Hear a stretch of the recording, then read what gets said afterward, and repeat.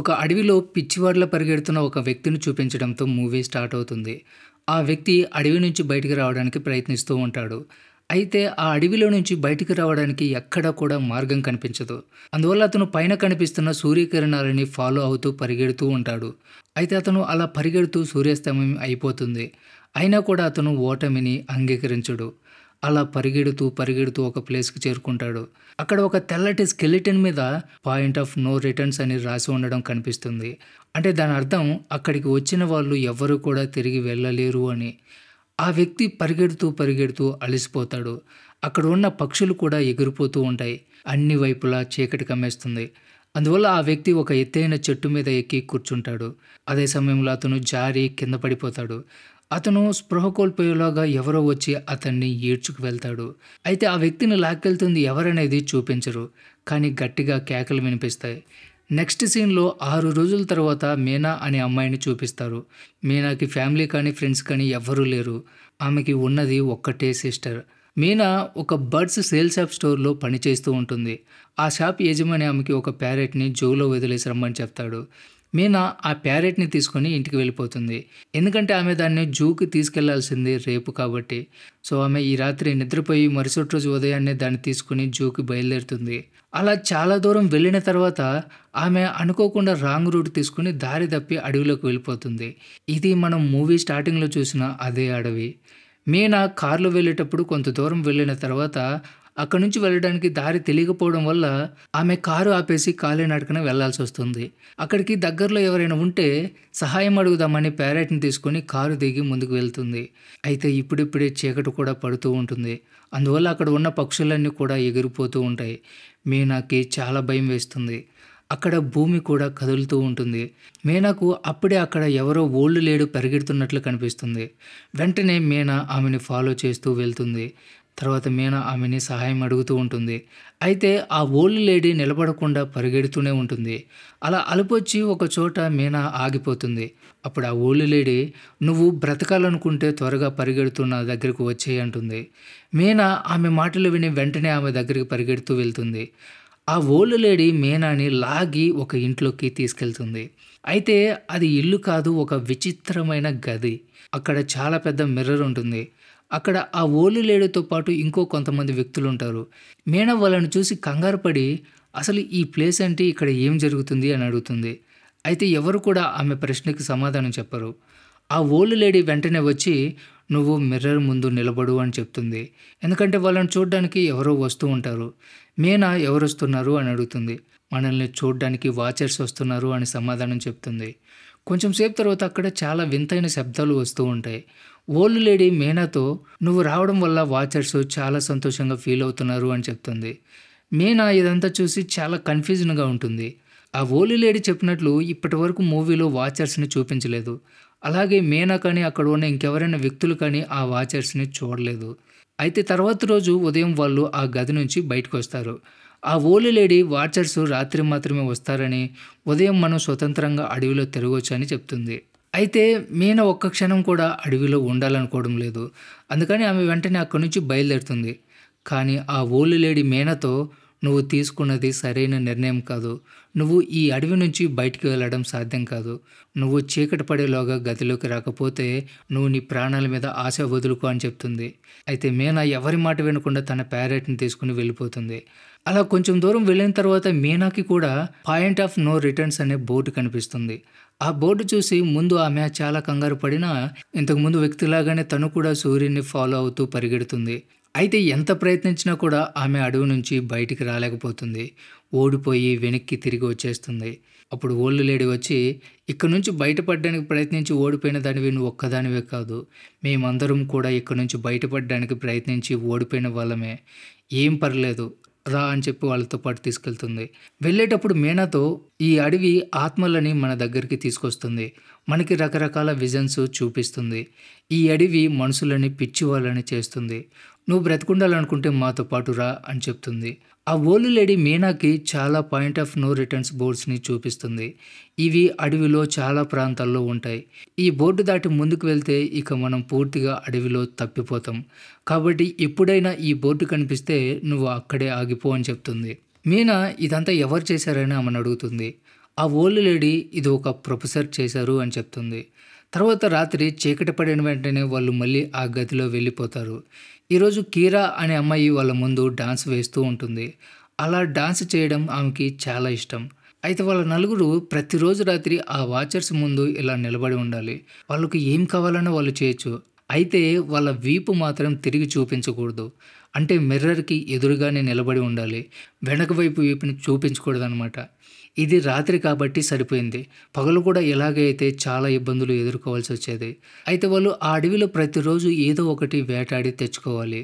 అలానే వాళ్ళు ఆకలి తీర్చుకుంటారు. తర్వాత రోజు మీనా, కీరా ఇద్దరూ అడవిలో ఫుడ్ కోసం వెళ్తారు.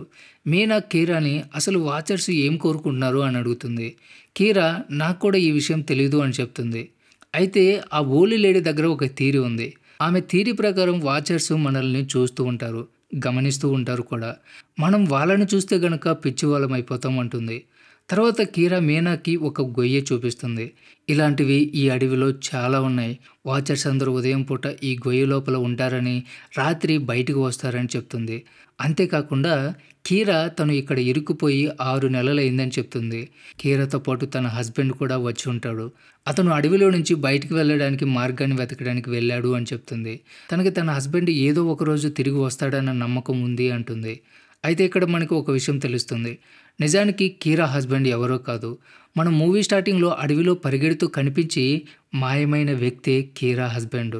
తర్వాత గది దగ్గరికి వెళ్ళిన తర్వాత ఆ ఓల్డ్ లేడీ మీనాకి కొన్ని రూల్స్ చెప్తుంది. మొదటిది రాత్రిపూట ఆ గది తలుపులు తీయకూడదు. రెండోది ఆ మిర్రర్ వైపు తన వీపు చూపించకూడదు. మూడవది ఉదయం పూట ఆ గొయ్యి దగ్గరికి వెళ్ళకూడదు. వీలైనంత వరకు వెలుతురులోనే ఉండాలి అని చెప్తుంది. ఇదిలా ఉంటే మీనా మాత్రం ఆ వాచర్స్ గురించి తెలుసుకోవాలనుకుంటుంది. అందువల్ల ఆమె మిర్రర్‌కి చెవి పెట్టి వినే ప్రయత్నం చేస్తుంది. ఏమీ వినిపించకపోవడం వల్ల విసిగిపోయి ఆమె మిర్రర్‌కి వీపు చూపిస్తుంది. అది చూసి ఆ వాచర్స్‌కి చాలా కోపం వస్తుంది. వాళ్ళు గట్టిగా ఆ మిర్రర్‌ని కొడుతూ ఉంటారు. అప్పుడు ఆ మిర్రర్‌కి క్రాక్ కూడా వస్తుంది. ఆ శబ్దం విని ఓల్డ్ లేడీ కూడా నిద్రలేస్తుంది. మీనాని మిర్రర్ వైపు తిరిగి నిలబడమని చెప్తుంది. అలా చేయడం వల్ల వాళ్ళ కోపం శాంతిస్తుంది అని. ఆ తర్వాత వాచర్స్ శాంతిస్తారు. అలా ఆ రోజు గడిచిపోతుంది. తర్వాత రోజు మీనా హంటింగ్ చేయడానికి డానియల్‌తో పాటు అడవిలోకి వెళ్తుంది. మీనా తన మంచి రోజుల్ని వేస్ట్ చేసుకోవాలనుకోవడం లేదు. అందువల్ల ఆమె అక్కడి నుంచి బయటపడడానికి ప్రిపేర్ అవుతూ ఉంటుంది. అందువల్ల ఆమె డానియల్‌ని "నువ్వు ఎప్పుడైనా వాచర్స్‌ని చూసావా?" అని అడుగుతుంది. అతను చూడలేదు అని సమాధానం చెప్తాడు. అప్పుడు మీనా అతనితో "నాకైతే ఇదంతా ఆ ఓల్డ్ లేడీ చెప్పిన కట్టుకథలా అనిపిస్తుంది. ఆమె మనల్ని ట్రాప్‌లో ఇరికిస్తుంది. ఖచ్చితంగా ఆ గొయ్యిలో ఏదైనా ఉండొచ్చు. మనం వెళ్లి చెక్ చేయాలి. ఒకవేళ అక్కడి నుంచి బయటికి వెళ్ళే మార్గం ఉందేమో" అంటుంది. డానియల్ కూడా అక్కడి నుంచి బయటపడాలి అనుకుంటున్నాడు. అందువల్ల అతను కూడా మీనా చెప్పినది అంగీకరించి ఆ గొయ్యిలో ఏముందో చెక్ చేయడానికి వెళ్తాడు. మీనా తాడు కట్టుకుని గొయ్యిలోకి దిగుతుంది. గొయ్యి బయట వైపు ఉండి డానియల్ ఆ తాడుని పట్టుకుని ఉంటాడు. లోపల మీనాకి ఏదైనా ఇబ్బంది ఏర్పడితే అతను వెంటనే ఆమెని పైకి లాగడానికి అక్కడే ఉంటాడు. ఆ గొయ్యిలో మీనాకి చాలా వస్తువులు కనిపిస్తాయి. బహుశా అవి అడవిలోకి వచ్చి ఇరుక్కుపోయిన మనుషుల వస్తువులై ఉండొచ్చు. మీనా వాటిని ఒక దగ్గరకు చేరుస్తుంది. తాడు సహాయంతో మీనా వాటిని పైకి పంపిస్తుంది. అయితే మీనా పైకి వెళ్లే ముందు అక్కడ ఆమెకి ఒక వ్యక్తి వేలు కనిపిస్తాయి. అదేంటో చూడకముందే ఆమె డానియల్‌ని పిలిచి పైకి వెళ్ళిపోతుంది. వాళ్ళు ఆ వస్తువులను తీసుకొని ఆ సేఫ్ గదికి వెళ్ళిపోతారు. ఆ ఓల్డ్ లేడీ ఆ వస్తువులను చూసి "ఇవి మీకెక్కడ దొరికాయి?" అని అడుగుతుంది. అప్పుడు వాళ్ళు "అవి మాకు అడవిలో దొరికాయి" అని అబద్ధం చెప్తారు. అయితే ఆ ఓల్డ్ లేడీ అక్కడ కొన్ని సంవత్సరాలుగా ఉంటుంది కాబట్టి ఆమెకి ఆ వస్తువులు వాళ్ళకి అడవిలో కాదు బహుశా ఆ గొయ్యిలో దొరికి ఉంటాయని అర్థమవుతుంది. కాబట్టి ఓల్డ్ లేడీ మీనాని "నీకు ఆ గొయ్యిలో ఏమైనా కనిపించిందా? చెప్పు" అని అడుగుతుంది. అయితే మీనా ఏమీ కనిపించలేదని చెప్తుంది. తర్వాత వాళ్ళు గొయ్యిలో దొరికిన కెమెరాని తీసుకొని సీసీటీవీ కెమెరా లాగా ఫిక్స్ చేసుకుంటారు. వాళ్ళు ఆ కెమెరాని గది బయట ఫిక్స్ చేస్తారు. అంటే రాత్రి వాచర్స్ వస్తే కనిపిస్తారేమో అని. ఆ ఓల్డ్ లేడీ "మీరు చేసేది తప్పు. దయచేసి నా మాట వినండి" అంటుంది. కానీ వాళ్ళు ఆమె మాట వినిపించుకోరు. తర్వాత రాత్రి చీకటి పడిన తర్వాత వాళ్ళు ఆ వాచర్స్‌ని చూడడం కోసం ఎదురు చూస్తూ ఉంటారు. అయితే ఎంతసేపు చూసినా వాళ్ళు రారు. ఈరోజు వాళ్ళ పట్ల ఒక విచిత్రమైన సంఘటన జరగబోతుంది. కొంచెం సేపు తర్వాత వాళ్ళకి ఒక శబ్దం వినిపిస్తుంది. కెమెరాలో చూస్తే వాళ్ళకి ఒక వ్యక్తి కళ్ళు కనిపిస్తాయి. బయట ఉన్న వ్యక్తి కీరా హస్బెండ్ వాయిస్‌తో మాట్లాడుతూ ఉంటాడు. కీరాకి తన హస్బెండ్ బయటికి వెళ్ళడానికి మార్గం తెలుసుకొని వచ్చాడేమో అనిపిస్తుంది. అందువల్ల ఆమె వెంటనే డోర్ ఓపెన్ చేయడానికి వెళ్తుంది. ఈలోగా ఓల్డ్ లేడీ వచ్చి ఆమెని అడ్డుకుంటుంది. "నువ్వు ఈ డోర్ ఓపెన్ చేయకూడదు. నాకు తెలుసు బయట ఉన్నది మీ హస్బెండ్ కాదు" అని చెప్తుంది. అయితే కీరా ఆమె చెప్పే మాటలు వినిపించుకోదు. అందువల్ల ఆ ఓల్డ్ లేడీ, "సరే, నేను చెప్పినట్టు చెయ్యి. నీ భర్తకి నీకు మాత్రమే తెలిసిన ఒక విషయాన్ని అడుగు. అతను సమాధానం చెప్తే వచ్చింది నీ హస్బెండే" అని అంటుంది. కీరా ఆమె చెప్పినట్లుగానే వాళ్ళిద్దరికీ మాత్రమే తెలిసిన ఒక బుక్ గురించి అడుగుతుంది. అప్పుడు అవతలి వైపు నుంచి ఎటువంటి సమాధానం రాదు. దాన్ని బట్టి వచ్చింది ఆమె హస్బెండ్ కాదని, వాచర్ అని అర్థమవుతుంది. బయట ఉన్న వ్యక్తి వాళ్ళ నుంచి ఎటువంటి సమాధానం రాకపోవడం వల్ల వాళ్ళు బయట పెట్టిన కెమెరాని పాడు చేస్తాడు. వీళ్ళు ఇలా చేయడం వల్ల వాచర్స్ అందరూ చాలా కోపంగా ఉంటారు. ఆ గదిలో ఉన్న మిర్రర్స్ని కూడా బ్రేక్ చేస్తూ ఉంటారు.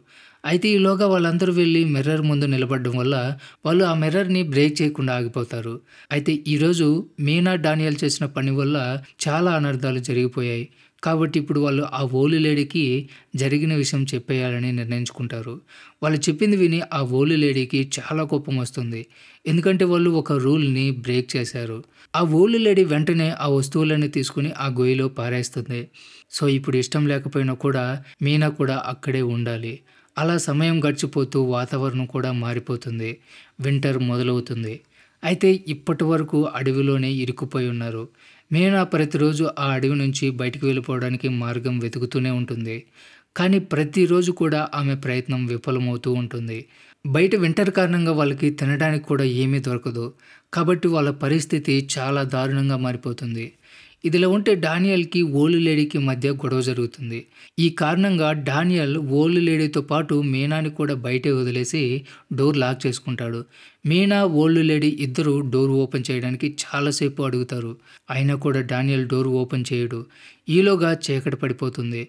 అందువల్ల వాళ్ళు ఇంకా గట్టిగా డోర్ కొడుతూ ఉంటారు. ఎంతసేపైనా అతను డోర్ ఓపెన్ చేయకపోవడం వల్ల చేసేదేం లేక వాళ్ళు ఒక చెట్టు కిందకి వెళ్ళి దాక్కుంటారు. ఇప్పుడు వాళ్ళకి వాచర్స్ వస్తున్న శబ్దాలు కూడా వినిపిస్తూ ఉంటాయి. ఇప్పుడు మీనా ఆ ఓల్డ్ లేడీతో పాటు డానియల్కి కూడా ఆ వాచర్స్ ఎలా ఉంటారో కనిపిస్తుంది. వాళ్ళు చాలా పొడుగ్గా, సన్నగా, భయానకంగా ఉంటారు. వాళ్ళందరూ గొయ్యిలో నుంచి బయటకు వచ్చి మనుషులను చూడడానికి ఆ సేఫ్ హౌస్ దగ్గరికి వెళ్తారు. అయితే వాళ్ళకి ఆ గదిలో మీనా, ఓల్డ్ లేడీ కనిపించకపోవడం వల్ల వాళ్ళని పట్టుకోవడానికి అడవిలో వెతకడం మొదలు పెడతారు.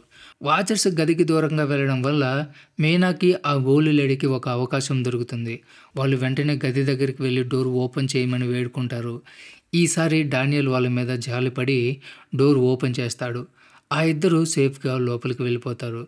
కానీ ఓల్డ్ లేడీ, మీనా ఇద్దరు కూడా చాలా భయపడిపోయి ఉంటారు.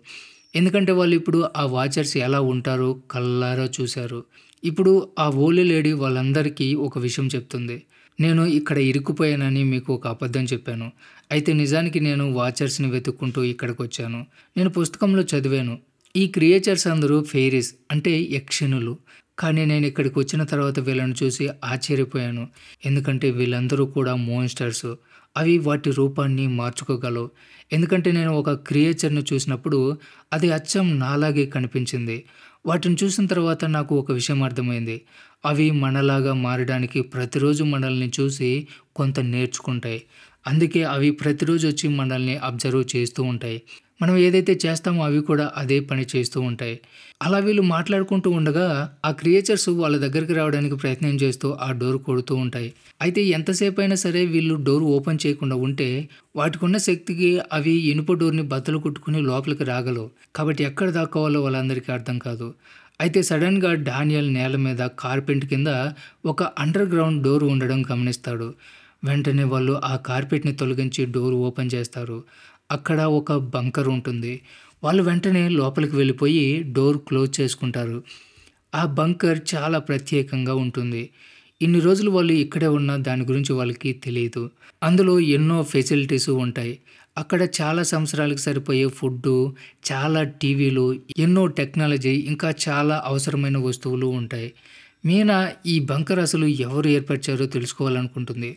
అందుకోసం ఆమె అక్కడ ఉన్న కంప్యూటర్స్ని ఆన్ చేసి చెక్ చేస్తుంది. ఆ కంప్యూటర్లో ఇంటర్నెట్ లేకపోయినా కూడా అందులో చాలా వీడియోస్ సేవ్ చేసి ఉంటాయి. ఒక వీడియో ఓపెన్ చేసిన తర్వాత దాన్ని ఒక మార్టిన్ అనే డాక్టర్ ఏర్పాటు చేశాడని తెలుస్తుంది. నిజానికి ఆ ప్రొఫెసర్కి ఆ క్రియేచర్స్ గురించి తెలిసి వాటి గురించి రీసెర్చ్ చేయడానికి ఇదంతా ఏర్పాటు చేసుకున్నాడు. అతను చాలామందికి డబ్బులు ఆశ చూపించి ఇక్కడికి తీసుకొచ్చి వాళ్ళని గదిలో వదిలేసి తాను బంకర్‌లో ఉండేవాడు. ఆ మాన్‌స్టర్స్ మనుషులని తినేసేవి. అయితే ప్రొఫెసర్ నిజానికి ఈ క్రియేచర్స్ మాన్‌స్టర్స్ కాదు, అవి యక్షిణులు అని చెప్తాడు. అంతేకాకుండా ఇంతకుముందు అవి మనుషులతో కలిసి ఉండేవి. కానీ మనుషులు వాటిని మోసం చేసి ఆ అడవిలో వదిలేసి వెళ్ళిపోయారని, అప్పటినుంచి భూమి లోపల ఉండడం వల్ల వాటి శక్తిని కోల్పోయి ఇక్కడే ఉండిపోయాయని చెప్తాడు. అయితే తనకన్నిటికంటే ఒక డిఫరెంట్ ఫెయిరీ దొరికిందని, అది మాత్రమే వెలుతురు ఉన్నప్పుడు ఆ గొయ్యి నుంచి బయటికి రాగలదని, అందువల్ల దాన్ని చంపేయకుండా ఇక్కడికి తీసుకొచ్చానని చెప్తాడు. తర్వాత కొన్ని రోజులు ప్రొఫెసర్ దానికి అన్నీ నేర్పించాడు. అయితే ఒకరోజు వాళ్ళిద్దరి మధ్య గొడవ జరిగింది. తర్వాత ఆ కంప్యూటర్‌లో ఇంకా చాలా వీడియోస్ ఉంటాయి. ప్రతి వీడియోలో కూడా ప్రొఫెసర్ ఏదో ఒక విషయం గురించి చెప్పాడు. అయితే మీనా ఏం జరిగిందో తెలుసుకోవాలనుకుంటుంది. అందుకోసం ఆమె చివరి వీడియో ఓపెన్ చేసి చూస్తుంది. అందులో ప్రొఫెసర్ చనిపోయే ముందు ఈ వీడియోని రికార్డ్ చేసుంటాడు.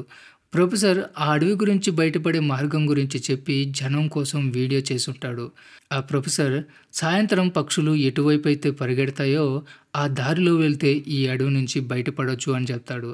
అలాగే చివర్లో ఎవరైతే ఆ అడవి నుంచి క్షేమంగా బయటపడతారో వాళ్ళు యూనివర్సిటీకి వెళ్ళి తన రీసెర్చ్‌కి సంబంధించిన అన్ని ఆధారాలన్నీ పూర్తిగా డిస్ట్రాయ్ చేయమని చెప్తాడు.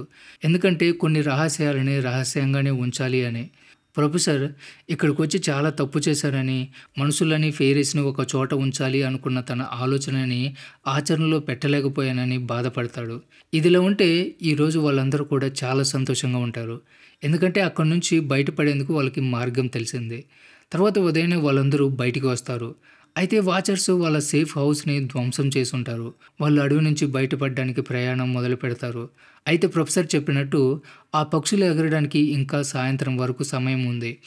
అయితే వాళ్ళు సాయంత్రం అవ్వక ముందే అడవి నుంచి బయటపడాలి. కాబట్టి మీనా తన దగ్గర ఉన్న ప్యారెట్‌ని పైకి ఎగరేస్తుంది. ఆ ప్యారెట్ ఎటువైపైతే వెళ్తూ ఉంటుందో వాళ్ళు అటువైపు పరిగెడుతూ ఉంటారు. అలా వెళ్తున్నప్పుడు మార్గం మధ్యలో వాళ్ళకి సమాధి కనిపిస్తుంది. దాన్ని చూసి ఆ ఓల్డ్ లేడీ వాళ్ళతో ఒకానొక సమయంలో వీళ్ళు మనుషులతో కలిసి ఉండేవాళ్ళు. అయితే మనుషులు వీళ్ళ పట్ల చాలా దారుణంగా ప్రవర్తించి వాళ్ళని మోసం చేసి ఈ అడవిలోనే వదిలేసి వెళ్ళిపోయారు. ఎందుకంటే ఈ ఫెయిరీస్ వాళ్ళ శక్తిని కోల్పోయారు. అందువల్ల వాళ్ళు ఈ అడవి నుంచి బయటికి వెళ్ళలేకపోయారు అని చెప్తుంది. ఇక ఫైనల్‌గా వాళ్ళు నలుగురు ఒక నది దగ్గరికి చేరుకుంటారు. ఈ నది ద్వారానే వాళ్ళు అడవి నుంచి బయటపడగలరు. కానీ ఈలోగా సాయంత్రం అయిపోతుంది. ఆ ఫెయిరీస్ అంటే ఆ వాచర్స్ గొయ్యి నుంచి బయటకు వచ్చేసుంటారు. వాళ్ళు ప్రొఫెసర్ బోట్‌లో కూర్చొని అక్కడి నుంచి వెళ్ళిపోయేలోగా డానియల్‌కి తనతో పాటు వచ్చిన జాన్ కనిపిస్తాడు. జాన్ చాలా గాయపడి ఉంటాడు. అందువల్ల డానియల్ అతనికి సహాయం చేయడానికి వెళ్తాడు. మిగతా వాళ్ళందరూ బోట్‌లో కూర్చొని ఉంటారు. అయితే డానియల్ ఎవరికైతే సహాయం చేయడానికి వెళ్ళాడో అతను మనిషి కాదు. అది రూపం మార్చుకున్నటువంటి ఫెయిరీ. అది వాళ్ళ కళ్ళ ముందే డానియల్ రూపంలోకి మారిపోతుంది. వాళ్ళు అక్కడే ఉండి కూడా డానియల్‌కి సహాయం చేయలేకపోతారు. అది వాళ్ళ కళ్ళ ముందే డానియల్ మొహం మీద ఒక గుర్తుని ఏర్పరిచి చంపేస్తుంది. వాళ్ళకి ఈ ఫెయిరీస్ ఈ నదిని దాటలేవని అర్థమవుతుంది. ఫైనల్‌గా వాళ్ళు అడవి నుంచి బయటపడతారు. నెక్స్ట్ సీన్‌లో మీనా డాక్టర్ మార్టిన్ చెప్పినట్టుగా యూనివర్సిటీకి వెళ్ళి రీసెర్చ్‌కి సంబంధించిన అక్కడ ఉన్న ఆధారాలన్నిటిని డిస్ట్రాయ్ చేస్తుంది. అయితే ఆమె వాటిని నాశనం చేసే ముందు ఆమెకి ఒక విషయం తెలుస్తుంది. వేల సంవత్సరాల ముందు మనుషులు, ఫెయిరీస్ కలిసి ఉండేవాళ్ళు. అప్పుడు వాళ్ళు పెళ్ళిళ్ళు కూడా చేసుకునేవాళ్ళు. మనుషులకి, ఫెయిరీస్‌కి కలిసి పుట్టిన పిల్లలు కూడా ఉన్నారు. అటువంటి పిల్లలని హైబ్రిడ్స్ అనేవాళ్ళు. ఇక్కడ మీనాకి ఇంకొక విషయం కూడా తెలుస్తుంది. వాళ్ళకి అడవిలో కనిపించిన ఓల్డ్ లేడీ ఎవరో కాదు, ప్రొఫెసర్ వైఫ్ అని తెలుస్తుంది. ఈ విషయం తెలిసిన తర్వాత మీనాకు కన్‌ఫ్యూజ్ అయిపోతుంది. అసలు ఆ ఓల్డ్ లేడీ ఈ విషయం తనకి ఎందుకు చెప్పలేదని అనుకుంటుంది. ఈ కన్‌ఫ్యూజన్ గురించి పూర్తిగా తెలుసుకోవడానికి ఆమె కీరా దగ్గరికి వెళ్తుంది. మీనా కీరాతో మనకి అడవిలో కనిపించిన మోడలిన్ ఎవరో కాదు, ప్రొఫెసర్ వైఫ్. అయితే ఆమె ఈ విషయం మన దగ్గర దాచిపెట్టింది. ఎందుకంటే ఆమె మనిషి కాదు, రూపం మార్చుకోగలిగిన ఫెయిరీ అని చెప్తుంది. అది విని కీరా ఆశ్చర్యపోతుంది. నిజానికి చాలా సంవత్సరాల క్రితం ప్రొఫెసర్ వైఫ్ మోడలిన్ అనారోగ్యంతో చనిపోయింది. ప్రొఫెసర్ తన వైఫ్‌ని ఎంతగానో ప్రేమించేవాడు. తనతోనే జీవితాంతం ఉండాలనుకున్నాడు. అయితే ప్రొఫెసర్‌కి ఈ మనిషి రూపాన్ని మార్చుకోగలిగిన ఫెయిరీస్ గురించి తెలిసింది. అలా ప్రొఫెసర్ ఆ ఫెయిరీని తన భార్య మోడలిన్ లాగా మార్చేశాడు అని చెప్తుంది. మీనా ఇదంతా ఆమెతో చెప్తూ ఉండగానే ఒక విషయం తెలుస్తుంది. నిజానికి మీనా ఇదంతా చెప్తున్నది కీరాతో కాదు, కీరా రూపంలో ఉన్న మోడలిన్‌కి, అంటే ఆ ఓల్డ్ లేడీకి. అసలైన కీరా అక్కడికి రాగానే మోడలిన్ ఆమె మీద దాడి చేసి స్పృహ కోల్పోయేలా చేస్తుంది. తర్వాత ఆమె మీద దాడి చేస్తుంది. ఎందుకంటే ఆమె ఈ రహస్యాన్ని రహస్యంగానే ఉంచాలి అనుకుంటుంది. ఆమె మీనాని చంపే ముందు నేను అడవిలో ఉన్న ఫెయిరీ అందరికంటే కూడా డిఫరెంట్ ఫెయిరీని. అందువల్ల మిగతా ఫెయిరీస్ అందరూ కూడా నన్ను ఎగతాళి చేసేవాళ్ళు. నేను ఉదయం పూట కూడా బయటికి రాగలిగేదాన్ని. అందువల్ల కోపంతో వాళ్ళు అక్కడి నుంచి పంపించేశారు అంటుంది. అప్పుడు మీనా నువ్వు డిఫరెంట్ కాదు. నువ్వు చాలా స్పెషల్. నువ్వు హైబ్రిడ్. అంటే నువ్వు సగం మనిషి, సగం ఫెయిరీ. అందుకే నువ్వు మనుషులతో ఉండగలవు. ఫెయిరీస్‌తో కూడా ఉండగలవు. ఈ కారణంగానే నువ్వు ఆ అడవి నుంచి బయటికి రాగలిగావు అంటుంది. మీనా నిజం చెప్పగానే మోడలిన్‌కి తన శక్తులు తిరిగి వచ్చేస్తాయి. ఆమె వెంటనే అక్కడి నుంచి ఎగురుకుంటూ వెళ్ళిపోతుంది. ఇక్కడ కొన్ని వారాల తర్వాత సీన్ చూపిస్తారు. ఇప్పుడు మీనా తన సిస్టర్ దగ్గరికి వెళ్ళుంటుంది. అడవిలో జరిగిన సంఘటనల వల్ల, ఆ తర్వాత ఎదుర్కొన్న సమస్యల వల్ల ఆమె చాలా భయపడిపోయి ఉంటుంది. ఇప్పుడు మీనా తన సిస్టర్‌తోనే ఉండాలనుకుంటుంది. కాబట్టి తన సిస్టర్‌తో ఇప్పుడు కూడా ఆ ఫెయిరీ నన్ను ఫాలో చేస్తుందని నాకనిపిస్తుంది అంటుంది. అప్పుడు ఆమె సిస్టర్ నువ్వేమీ భయపడకు, అలా ఏమీ జరగదు అంటుంది. లాస్ట్ సీన్‌లో మీనా ఉన్న ఇంటి బయట ఒక అమ్మాయి నిలబడి ఉండడం చూపిస్తారు. ఆ అమ్మాయి ఎవరో కాదు, ఫెయిరీ మోడలిన్. ఆమె ఆ అమ్మాయి రూపంలో ఈ ప్రపంచంలోనే జీవిస్తుంది. ఈ సీన్‌తోనే మూవీ ఎండ్ అవుతుంది. సో ఇది ఫ్రెండ్స్ ఇవాల్టి video. Don't forget subscribe. Thanks for watching.